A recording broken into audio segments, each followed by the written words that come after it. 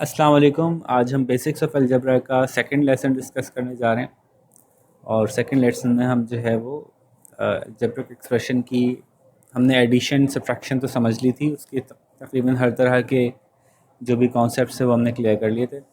अब हम उनकी मल्टीप्लिकेशन और डिवीज़न और थोड़ा एक्सपोनेंशियल फॉर्म की तरफ जाएंगे। तो ये एक नया कॉन्सेप्ट था आप लोगों के लिए, तो इसको हम डिस्कस करते हैं। देखिए, अभी अलजेब्रिक एक्सप्रेशन से पहले तो हम ये समझते हैं कि 2 + 2 + 2, देखें जो एडिशन और सब्ट्रैक्शन है ना, ये बिल्कुल अलग दुनिया है और मल्टीप्लिकेशन और डिवीजन एक अलग दुनिया है। ठीक है, आपको अंदाज़ा हो गया ऐड और सब्ट्रैक्ट तकरीबन एक ही चीज़ होती है, सिर्फ डायरेक्शन का फ़र्क होता है। कि ऐसा भी हो सकता है कि दोनों चीज़ों के आगे माइनस का साइन लगा है, दोनों आपस में ऐड हो रही हूँ। -2 -5 आंसर आएगा -7, है ना। साइन माइनस का लगा हुआ है, हो रही ऐड है। तो ये एक्चुअली नंबर लाइन में इधर जाने और इधर जाने का एक मसला था कि अगर सब्ट्रैक्ट होता है तो नंबर लाइन में इधर जाता है, तो अगर दोनों से पहले ही सब्ट्रैक्ट है तो दोनों ही नंबर लाइन में इधर जाएंगे, यानी आपस में ऐड होंगे। ठीक है ना। -2 था, फिर -5 और हो गया तो -7 आ गया। तो ये बात तो हम सारी समझ चुके हैं अच्छी तरह से कि ऐड और सब्ट्रैक्ट कैसे होते हैं। मल्टीप्लाई और डिवाइड पूरी एक अलग ही दुनिया है। ठीक है, जब मैं कहूँगा 2 × 2 × 2 तो ये 2 + 2 + 2 से मुख्तलिफ इसका आंसर आएगा, है ना। 2 + 2 + 2 का मतलब है 6। 2 × 2 × 2 का मतलब है 2 ⁴ 2 8। अब जो कुछ आपने यहाँ सीखा था ना, इससे कुछ मुख्तलिफ टर्म्स यहाँ डिस्कस होंगी, तो दोनों को ओवरलैप मत कीजिएगा। 2 + 2 + 2 + 2 जब एक जैसी टर्म बार बार आ रही होती है तो हम उसको लिख सकते हैं कि ये 2 आपस में 1 2 3 दफ़ा मल्टीप्लाई हो रहा है। ठीक है, अगर लिखा हो 5 × 5 × 5 × 5 तो मैं लिख सकता हूँ ये 5 आपस में 4 दफ़ा मल्टीप्लाई हो रहा है। ये छोटा सा 4 बना दूंगा पर मैं। अगर लिखा हुआ है 7 × 7 × 7 × 5 × 5 × 5 × 5 तो मैं लिख दूंगा कि ये 7 आपस में 3 दफ़ा मल्टीप्लाई हो रहा है और ये मल्टीप्लाई हो रहे हैं 5 से, जो कि आपस में 4 दफ़ा मल्टीप्लाई हो रहे हैं। यानी हमारे पास 4 5 हैं और 3 7 हैं जो कि मल्टीप्लाई हो रहे हैं आपस में। ये कुछ मुश्किल बात लग रही है, ज़्यादा मुश्किल है, समझ में आ रही है कि जब नंबर, ये एडिशन में ऐसा नहीं करेंगे हम, ये एडिशन की दुनिया नहीं है, ये दुनिया मल्टीप्लाई और डिवाइड की दुनिया है। ठीक है, ऐड सब्ट्रैक्ट में ये सब कुछ नहीं होगा, ये सिर्फ मल्टीप्लाई डिवाइड वाली दुनिया में हो रहा होता है। तो जब कोई फिगर आपस में मल्टीप्लाई हो रही होती है, सेम नंबर ही आपस में कई दफ़ा मल्टीप्लाई हो रहा होता है, तो उसको इस तरह से लिख सकते हैं। इसको कहते हैं एक्सपोनेंट फॉर्म। क्या कहते हैं? एक्सपोनेंट फॉर्म या एक्सपोनेंशियल फॉर्म। ठीक है, सही है। तो अब ज़रा हम एक बात समझते हैं कि अलजबरा के अंदर एक कॉन्सेप्ट है कि अगर कोई ABC में से कोई चीज़ लिखी हुई होती है तो हम उसको कहते हैं वेरिएबल। वेरिएबल उसको कहते हैं जो बदल सकता है। इसमें 2 भी हो सकता है, 3 भी हो सकता है, आंसर पता नहीं क्या आएगा, जो भी आएगा बाद में पता चलेगा। अभी इसमें क्या है ये अभी हमें नहीं पता, अंदाज़ा है हमारा। ठीक है, तो इसलिए इसको कहते हैं वेरिएबल। इसके साथ कभी कभी कोई नंबर लिखे होते हैं, जैसे आम है तो 2 आम, आलू है तो 2 आलू। इसके साथ जो यहाँ पे नंबर लिखा होता है इसका भी एक नाम होता है। ये नाम किसी को याद ना रहे इससे कोई फ़र्क नहीं पड़ता, इससे आपकी मैथ्स पे कोई फ़र्क नहीं पड़ेगा, लेकिन एक दफ़ा मैं इंट्रोड्यूस करवा रहा हूँ कि इनाम होते हैं भाई, ताकि आपको कभी आपके सामने इनाम आए तो आपको प्रॉब्लम ना हो। इसको कहते हैं कोफिशेंट। कोएफिशिएंट, ये 2 इसका कोफिशेंट है, यानी x 2 दफ़ा हैं, यानी x + x है। ठीक है, अब देखिए मज़े की बात क्या हुई कि अगर x प्लस x था तो हम उसको क्या लिखते थे, 3x। जब कोई चीज़, एक ही चीज़ बार बार ऐड होती है तो क्या चीज़ बढ़ती है, उसका कोएफिशिएंट बढ़ता है। अगर मैं कहूँ x plus x plus x plus x plus y plus y plus y plus y, तो मैं कहूँगा ये 4 दफ़ा x आपस में ऐड हुए और उनसे ऐड हो रहे हैं 4 दफ़ा आपस में ऐड होने वाले y। इसको ऐसे लिखेंगे। क्या इसको लिखने में कोई प्रॉब्लम है? नहीं। यही तरह से मैं अगर आपसे कहूँ x plus y plus x plus y plus 2 दफ़ा x प्लस 2 दफ़ा y, तो आप कहेंगे ओके, 1 दफ़ा x, 2 दफ़ा x, 3 दफ़ा x, 1 दफ़ा x, 2 दफ़ा x, 3 दफ़ा x, 4 दफ़ा x। तो आप कहेंगे 4 दफ़ा x आपस में क्या हो रहे हैं, ऐड हो रहे हैं। और आप कहेंगे 1y, 2y, 3y, 4y, 4 दफ़ा y आपस में ऐड हो रहे हैं। ठीक है, तो जब कोई चीज़ ऐड होती है तो क्या चीज़ बढ़ती है, उसका कोफिशिएंट बढ़ता है। 2x, 3x, 4x, 5x, 6x, 7x, 9x। 9x लिखा हुआ है तो इसका मतलब क्या हुआ कि x plus x plus x plus x plus x plus x plus 1 2 3 4 5 6, अभी और हैं, x प्लस एक्स, ये है 9x का मतलब। सही है। लेकिन यही x अगर आपस में मल्टीप्लाई हो रहे होते हैं तो अभी जैसे मैंने बताया x प्लस, सॉरी, ओहो, x into x into x into x, तो अब यहाँ पे क्या लिखेंगे हम, 4x? नहीं, क्योंकि ये नंबर तो उस वक्त चेंज होता है जब ये ऐड हो रहे होते हैं। कोफिशिएंट तो तब छिड़ता है जब ऐड हो रहे होते हैं। हम x की एक्सपोनेंट की फॉर्म में x को मेंशन करेंगे। इसको हम आसान टर्म्स में, आसान अल्फाज में पावर भी कह देते हैं। तो x की पावर 4 कर देंगे। और बोलने का स्टाइल होता है, इसको ज़रा स्टाइलिश अंदाज में बोलते हैं ना यार, ज़रा मतलब stylish, x raise to the power 4। ठीक है, ये बात समझ में आती है। तो अगर x into x into x into y into y into y into y है, तो शायान बताइएगा मुझे कि मैं इसको कैसे लिखूं अब।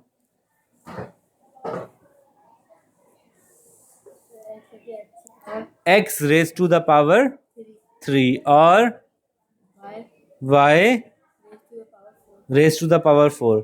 अच्छा जी, जब मल्टीप्लाई ही हो रहा हो खाली, डिवाइड ही हो रहा हो खाली, तो हम इतने एक्सपर्ट हो जाते हैं कुछ दिनों में कि हम फिर मल्टीप्लाई का साइन भी नहीं लगाते। हम कहते हैं जब दो दो वेरिएबल्स बराबर बराबर लिखे हैं और कोई साइन बीच में नहीं है, इसका मतलब है कि आपस में मल्टीप्लाई ही हो रहे होंगे। हम इतने एक्सपर्ट हो जाते हैं कुछ दिनों में कि हम देख के बता देते हैं कि ये आपस में मल्टीप्लाई हो रहे हैं। अभी मैं लगा रहा हूँ आप लोगों की आसानी के लिए कि मल्टीप्लाई हो रहा है। ठीक है, यानी ये x इंटू एक्स को लिखने के लिए x dot x dot x dot x dot लिखते हैं तो पता चलेगा मल्टीप्लाई हो रहे हैं भाई आपस में। ठीक है, तो अब एक और मज़ेदार बात बताइएगा, आप मुझे बताएंगे अब्दुर्रहमान, x की पावर 4 मल्टीप्लाइड बाय x की पावर 5, क्या लिखूं अब मैं इसका answer?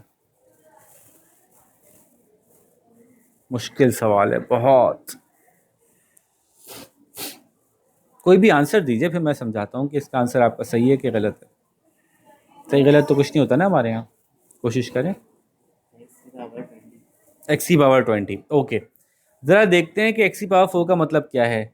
x into x into x into x, है ना, यही मतलब है ना x की पावर 4 का।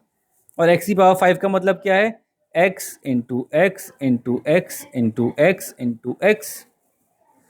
अब बताइए इसको कैसे लिखूं? 1 2 3 4 5 6 7 8 9, x raise to the power 9। सही है मेरा बच्चा। तो जब किसी भी एक्सपोनेंशियल फॉर्म में बिल्कुल सेम वेरिएबल्स आपस में मल्टीप्लाई होते हैं तो उनकी पावर्स आपस में क्या हो जाती हैं, ऐड हो जाती हैं।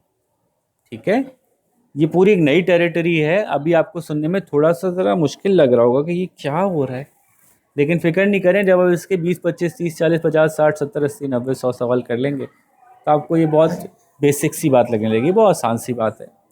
इसका मतलब है कि मैं कहूँ 2⁹ इंटू 2⁵12, इसका मतलब है 2⁵21। बस, सो इजी। मैं कहूँ x⁵5 इंटू y⁵2, क्या मतलब हुआ, क्या मतलब हुआ अब्दुलरहमान? x⁵5 इंटू y⁵2, क्या आंसर होगा? वेरिएबल्स के अंदर अलजबरा में जब वेरिएबल्स की बारी आती है तो वेरिएबल्स आपस में सिर्फ वही हल हो सकते हैं जो बिल्कुल सेम हो एग्जैक्टली। ये इससे आगे सॉल्व हो ही नहीं सकता। ये मैंने एक मिसाली तौर पे दिया था आपको सिर्फ ये समझाने के लिए ही कि जब वेरिएबल बिल्कुल सेम होगा, एक्स एक्स से मसला हल करवा सकता है अपना। एक्स और वाई आपस में ऐड भी नहीं हो सकते, एक्स और वाई एक दूसरे से पावर्स भी नहीं अपनी शेयर कर सकते, अनलेस कि उनकी पावर्स बिल्कुल सेम हो। तो फिर हम एक काम कर सकते हैं, वो मैं आगे बताऊंगा, वो ब्रैकेट के बाहर ले जा सकते हैं उसको। यहाँ तक बात समझ में आ गई? अब देखिए मजे की बात, 2x into 2x into 2x into 2x, अब क्या करूं? याद करें, x into x into x into x क्या था, x⁴। अच्छा बताइए, 2 इंटू 2 इंटू 2 इंटू 2 क्या था, 2⁴। लेकिन ये 2x है, 2x into 2x into 2x into 2x, तो इसमें 2 की भी पावर 4 होगी और x की भी पावर 4 होगी। ठीक है, 2 भी मल्टीप्लाई हो रहा है, x भी मल्टीप्लाई हो रहा है, 2 भी मल्टीप्लाई हो रहा है, x भी मल्टीप्लाई हो रहा है। ठीक है, अच्छा देखने में इतना अच्छा नहीं लग रहा है इतना, तो हम क्या लिखते हैं इसको, 2x में दोनों की पावर 4 है, ऐसे लिख देते हैं हम। इसको कहते हैं ब्रैकेट के बाहर पावर लगा दी हमने। जब कभी ब्रैकेट के बाहर कोई पावर लगी हो तो ब्रैकेट के अंदर मौजूद सब चीज़ों पर वो पावर मानी जाएगी। सही है, इसका मतलब ये नहीं है कि x की पावर खाली 4 है, इसका मतलब है 2 की पावर भी 4 है और x की पावर भी 4 है। सही है, बात समझ आ रही है? तो बेसिकली मैंने आपको बता दिया कि कोफिशिएंट, वेरिएबल और एक्सपोनेंट क्या होते हैं, और कोफिशिएंट कब बढ़ता है, वेरिएबल कब आपस में या ऐसी सूरत में या ऐसी सूरत में, कब कब वेरिएबल आपस में सॉल्व हो सकते हैं या रिड्यूस हो सकते हैं, सिंप्लीफाई हो सकते हैं, कब एक्सपोनेंट्स बढ़ते हैं यानी पावर बढ़ती है, और कब कोफिशिएंट बढ़ता है। एडिशन की सूरत में बढ़ेगा, मल्टीप्लिकेशन की सूरत में बढ़ेगा, और जब ब्रैकेट लगाना होता है तो वो कब लगाया जाता है, ये भी मैंने आपको समझाया। ठीक है, फिर मैंने आपको आज ये भी बता दिया कि जब सेम वेरिएबल मल्टीप्लाई हो रहा हो तो उनकी पावर्स आपस में ऐड हो जाती हैं। ये बात समझ आ गई अली भाई? ये बात समझ में आ गई? तो यहाँ पे हम एक आखिरी पॉइंट ले लेते हैं अपना, उसके बाद क्लास को एंड करते हैं। कुछ क्वेश्चंस मैं आपको देता हूँ, आप मुझे क्वेश्चन सॉल्व करके दिखाइए। आखिरी पॉइंट ये है, जैसे मैंने कहा कि कभी कभी हम अच्छा दिखने के लिए चीज़ों को ब्रैकेट के बाहर उनकी पावर लगाते हैं। तो ऐसा हो सकता है कि x की पावर 2 हो और ब्रैकेट के बाहर लगी हुई हो पावर 4 या 5 या 1 या कुछ और, 1 तो नहीं, 1 तो एक ही बात हो गई, 7 या 8 या 9 या 10। ठीक है, ऐसा हो सकता है कि x की पावर 2 हो और ब्रैकेट के बाहर एक और पावर लगी हुई हो।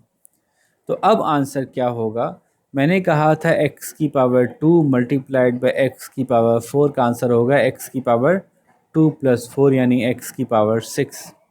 लेकिन जब पावर्स एक ब्रैकेट के अंदर हो और एक ब्रैकेट के बाहर हो तो फिर ये ऐड नहीं होती, फिर ये मल्टीप्लाइड होती हैं। यानी इसका आंसर x की पावर 2 की पावर 4 का आंसर आता है x की पावर 8। ये आखिरी बात है, बस अब और कोई तकलीफ़ नहीं दूंगा मैं फ़िलहाल आपको। मल्टीप्लाई की हद तक ये आखिरी बात है। हम डिवीज़न में जाएंगे तो फिर हम इस कॉन्सेप्ट को फर्दर एक्सप्लोर करेंगे अपने लेसन नंबर 3 में।